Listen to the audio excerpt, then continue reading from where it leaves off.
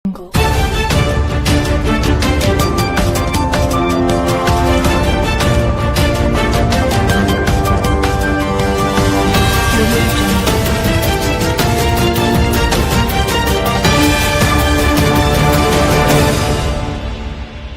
नौदलाच्या Kolkata class destroyer त्यांच्या शक्तिशाली आक्रमक क्षमतेसाठी प्रसिद्ध असताना या डिस्ट्रॉयरवर तैनात मिसाईलची संख्या इतर राष्ट्रांच्या समान आकाराच्या युद्धनौकांच्या तुलनेत लक्षणीयरित्या कमी आहे. जरी नौदलाने या विसंगतीवर अधिकृतपणे भाष्य केले नसले तरी नौदल अधिकाऱ्यांशी झालेल्या चर्चेतून असे सुचवले आहे की खर्च आणि डिस्ट्रॉयरवरील जागेची मर्यादा यांच्यातील समतोल राखणे हे डिस्ट्रॉयरवर कमी मिसाईल असण्याचे प्रमुख कारण आहे. ब्रह्मोस मिसाईल सारखे शक्तिशाली आक्रमक शस्त्र कोलकाता क्लास डिस्ट्रॉयरच्या फायर पॉवरसाठी अतिशय महत्त्वाचे असले तरी ते अवजड आणि महाग आहे. या व्यापार बंदमुळे खर्चावर नियंत्रण ठेवण्यासाठी कमी क्षेपणास्त्रे वाहून नेली जातात. ही आर्थिक मर्यादा संरक्षणात्मक प्रणालीपर्यंतही विस्तारते. MRSAM ही मोठ्या प्रमाणावर वापरली जाणारी surface to air defence system सुद्धा महाग आहे आणि उत्पादनास विलंब होणारी आहे. ही तफावत भरून काढण्यासाठी नौदल अधिक स्वस्त आणि कॉम्पॅक्ट भारतीय निर्मित शस्त्र प्रणाली जसे की सबसोनिक क्रूज मिसाईल आणि VLSRAMS म्हणजेच vertical launch short range surface to air missile समाविष्ट करण्याचे धोरण अवलंबत आहे. हे देशांतर्गत उत्पादित पर्याय केवळ बजेटसाठी अनुकूल नाहीत तर स्पेस इफिशियंट देखील आहेत. भारतीय सेनेने आपल्या दहशतवाद विरोधी कारवायांमध्ये बेंगळुरू बेस्ड स्टार्टअप झुलू डिफेन्सने विकसित केलेल्या हॉवर बी या मिनिएचर कामाकाजी ड्रोनचा समावेश केला आहे. 15 सेंटीमीटर लांबीचा आणि 260 ग्रॅम वजनाचा हा ड्रोन कॉम्प्लेक्स वातावरणात नेव्हिगेट करण्यासाठी आणि संकटांना अचूकपणे नष्ट करण्यासाठी बनविण्यात आला आहे. हा लहान ड्रोन इमारतींमध्ये घुसून संकटांचा शोध घेऊन त्या संकटांना नष्ट करण्यासाठी बनविण्यात आला आहे. 400 ग्रॅमचा ग्रेनेड सोबत घेऊन जाणाऱ्या ह्या ड्रोनचा दूरवरून रिमोटच्या सहाय्याने अथवा त्याच्या आसपासच्या हालचाली पाहून स्फोट करता येऊ शकतो. त्याचबरोबर हॉवर बी या ड्रोनचा उपयोग एक सर्व्हिलियन्स ड्रोन म्हणूनही करता येतो. सेन्सर्स आणि नाईट व्हिजनसह सुसज्ज असणारा हा ड्रोन रिअल टाईम व्हिडिओ पाठविणे, ऑपरेटरांना परिस्थितीची वेगाने कल्पना देणे या कामासाठीही उपयुक्त आहे. या ड्रोनचा कॉम्पॅक्ट आकार आणि हलके डिझाईन सहज तैनाती आणि पुनर्प्राप्तीसाठी अतिशय उपयुक्त बनते.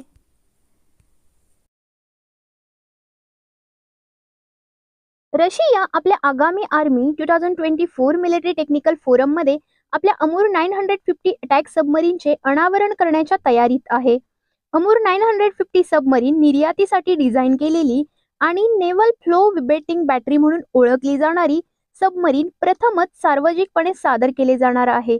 यात ब्रह्मोस मिसाईल डागण्यास सक्षम असलेल्या 10 व्हर्टिकल लॉन्च सिस्टीम्स आहेत, ज्या त्याच्या ऑफेन्सिव्ह क्षमतेमध्ये लक्षणीय वाढ करतात.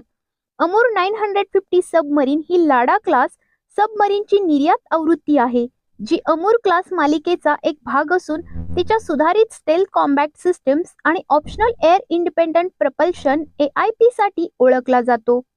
ही सबमरीन शत्रूच्या जहाजांवर आणि किनारपट्टीच्या पायाभूत सुविधांवर प्रिएम्प्टिव्ह स्ट्राईक करण्यासाठी तयार करण्यात आली आहे.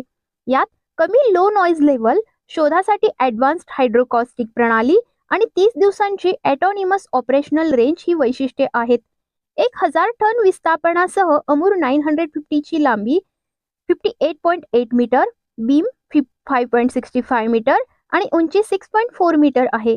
यात 19 जणांचा आणि टॉर्पेडो क्षेपणास्त्रे किंवा माइनसाठी 16 युनिट क्षमतेच्या 4 533 मिलीमीटर टॉर्पेडो ट्यूब्स उपलब्ध आहेत.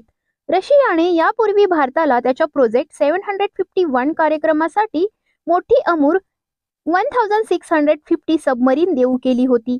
तथापि दीर्घकाळ पाण्याखाली ऑपरेशनसाठी महत्त्वपूर्ण असलेल्या AIP प्रणालीच्या अभावामुळे भारतीय नौदलाने नकार दिला.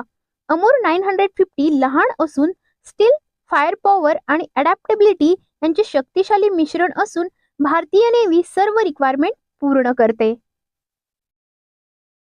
जनरल इलेक्ट्रिक कंपनीने भारताबरोबर fighter jet engine technology transfer करारासाठी कमर्शियल बिड सबमिट केले आहे.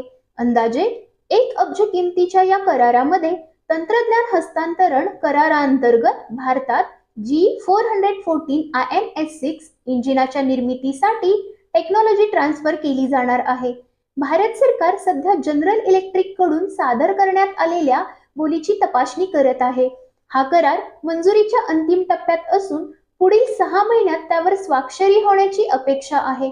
हा करार भारताला 80% इंजिन तंत्रज्ञान देशांतर्गत तयार करण्यास सक्षम करेल, ज्यामध्ये hot and coating, crystal blades आणि लेझर ड्रिलिंग तंत्रज्ञान यासारख्या महत्त्वपूर्ण कंपोनेंट्सचा समावेश असणार आहे. जनरल इलेक्ट्रिक बरोबर होणाऱ्या पुढील चर्चेत तंत्रज्ञान हस्तांतरणाचा आकार आणि व्याप्ती अंतिम करण्यावर भर देण्यात येणार आहे. या करारानुसार भारतात इंजिन निर्माण करण्यासाठी हिंदुस्तान एरोनॉटिक्स लिमिटेडची निवड करण्यात आली आहे. हालने इंजिन निर्मितीसाठी बेंगळुरूची निवड केली असून प्रकल्पासाठी आवश्यक पर्यावरण आणि प्रदूषण परवाना मिळवण्यासाठी प्रयत्न केले जात आहेत. करारावर स्वाक्षरी केल्यानंतर 2च वर्षात हाल इंजिन निर्माण कार्य सुरू करण्याचा विचार करत आहे. डील अंतर्गत 99 F414 इंजिनची प्रारंभिक ऑर्डर दिली जाईल, जे light combat aircraft LCA Tejas MK2 fighter जेटला पॉवर देण्यासाठी वापरले जातील. भविष्यात भारताद्वारे तेजस MK2 फायटर जेटची वाढीव order naval TED-BF fighter jet व AMCA फायटर जेटची सुरुवातीची विमाने यांना पॉवर देण्यासाठी सुद्धा याच इंजिनांचा वापर केला जाणार असल्याने ही इंजिन ऑर्डर मोठ्या प्रमाणावर वाढणार आहे. भारताचे संरक्षण मंत्रालय, भारतीय वायुसेना आणि DRDO मधील उच्च अधिकाऱ्यांनी अलीकडेच तेजस MK2 प्रकल्पावर विचार व नियोजन करणारी उच्चस्तरीय आढावा बैठक घेतली. संरक्षण R&D विभागाचे सचिव आणि DRDOचे अध्यक्ष यांच्या अध्यक्षतेखाली आणि हवाई दलाचे उपप्रमुख उपस्थित असलेल्या या बैठकीत तेजस MK2 प्रोग्रामशी संबंधित असणाऱ्या सर्व विकास घटकांना या बैठकीत एकत्र आणले होते.